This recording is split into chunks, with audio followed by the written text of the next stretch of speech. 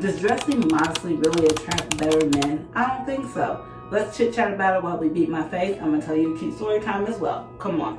Today's eyeshadow palette is from Makeup Revolution in the shade Reloaded Provocative. Y'all, get into these beautiful shades. Today's look, we're gonna be using these two type of shades here. We'll put the darker shade down first, and then we'll top that with the lighter shade. I don't think I've shared with you guys, but I grew up in the church. So since I have that background in church, you know, a lot of people who are, like I consider them Bible thumpers, like to use the Bible to determine and dictate how women are supposed to present themselves. For whatever reason, my parents never tied my faith in religion to how I dress and present myself. So growing up, my mom had me in shorts, tank tops, dresses. When I was old enough to buy my own clothes, I was buying whatever. Well, my parents were the type of parents that if it's your money, you buy whatever you want to buy. So I was buying the type of clothes that were trendy back then. So when I was buying my own clothes, when I started buying my own clothes, the skater girl look was in. So it was the baggy pants with the tighter shirts. And then it went on to, you know, the bodycon, the corsets, the high-waisted. So everything that's in now started becoming, because you know that stuff was in back in the 60s and 70s. It all came back around in the 90s. So the Y2K era. So that is how I was dressing in my teens and 20s. So I was always not necessarily overexposed, but you know, my body is just a body. Like everybody has a body. Because I have the separation between my faith and religion and how I choose to present myself, I do not agree with people saying that a woman needs to dress modestly. So when I sit down and I think about it, because as y'all know, I like to present and dress myself a certain way. And for a while, I was on the dating apps. So, you know, the dating apps is just, you know, pictures. Well, some of them have videos too. Well, I wasn't putting videos up there. Mine was just pictures. So most of my pictures that I have on dating apps are like me on vacation, me up in the club, and y'all see how I dress when I go to the club. Well, you wouldn't know if you don't watch my vlog. So if you're curious how I dress, check out my latest vlog. So y'all, that is how I choose to present myself, because y'all know I be in the gym. Well, if you didn't know, I be in the gym. And I only eat so many calories a day so that I can wear clothes that I think flatter my body. So because of that, I'm gonna dress this body how I want to dress it, and ain't nobody gonna tell me otherwise.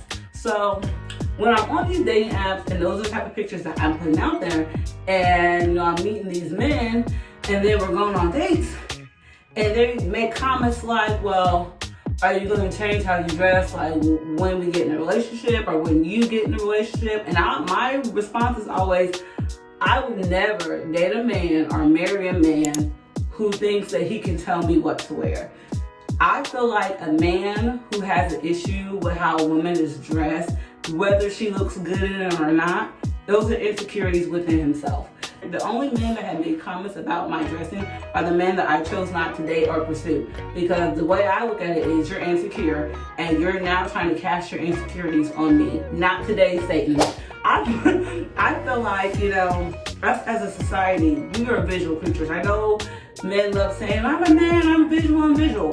Women are too. The biggest creeps in the world are women. So at the end of the day, it really just comes down to how you feel comfortable and how you want to present yourself. So as far as I'm concerned, dressing modestly does not get you a man. Don't listen to the lies, y'all. These men get up on the internet and say that they want a modestly dressed woman. The lies! There you go, there, bitch. They don't want a woman dressed like a 304. Y'all, they be the 304s. That's why they can't tell what a real 304 look like, because they don't want to be honest with themselves. All right, y'all, our concealer is on while we let it sit, dry down, get tacky. You know what time it is. Story time intermission. All right, so for today's story time, I'm gonna tell you about the time once got left in a whole nother state. Y'all, the nonsense. Okay, so I have told a story about this man before. I'm gonna pin it right here. We met on the internet, of course, where I meet them all. We met on the internet, and y'all, not even a week later, I really should have stopped talking to him because he was demonstrating that he had impulse control issues, he had anger issues, he could not emotionally regulate himself. He was just really a mess, and I really should have left him alone then. And honestly, I don't know why I didn't. First week, we're having problems. He's just trying to tell me what I can say, what I can't say, what I can do, what I cannot do. It was just a lot. So time goes on. We are having like some disputes, but it was mainly like from his end. He had no patience. I only dealt with him for about 6 months, maybe like a couple days past 6 months. So I met him in April. I dumped him in November. So was this November that this happened? Y'all, it was either November or October. I know it was chilly outside when this incident occurred.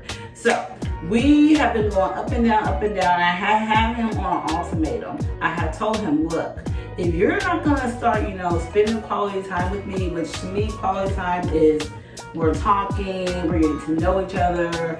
I know more about you than just the surface things. You know more about me than just the surface things. Like, y'all, I didn't really know too much about him, and he didn't really know too much about me because when we would hang out, he would be in his phone. If he came to my house, I'm sitting on the couch, he's laying all the way over there on the floor in his phone. So it got to be a point where you don't even need to come over because I don't need you laying on my floor, messing up my carpet. You could go do that at your house. So he convinces me to go on like a weekend trip. Y'all know the kid loves a trip. So we was gonna go to Louisville, get a hotel, and stay there. And they also have the Muhammad Ali museum, which is really nice. This man was a smoker. He smoked the devil's lettuce, and he also smoked Black and Milds. So I don't smoke at all. And so I don't mind being around the devil's lettuce smoke, but if I don't have to be, I don't want to be. And so we're driving up there, he's driving, we're driving up there, and he starts smoking, and I'm just like, the windows are up, y'all, I'm trapped in there with the smoke. So I'm like, I try not to be, obnoxious with it. So I just turn my head and I'm like fanning my face.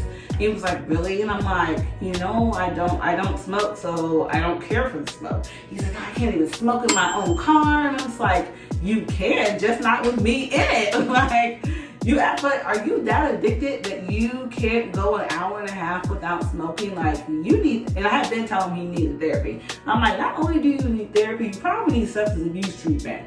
So, y'all, that just started an argument. Like, he did not like that I didn't want his smoke in my face.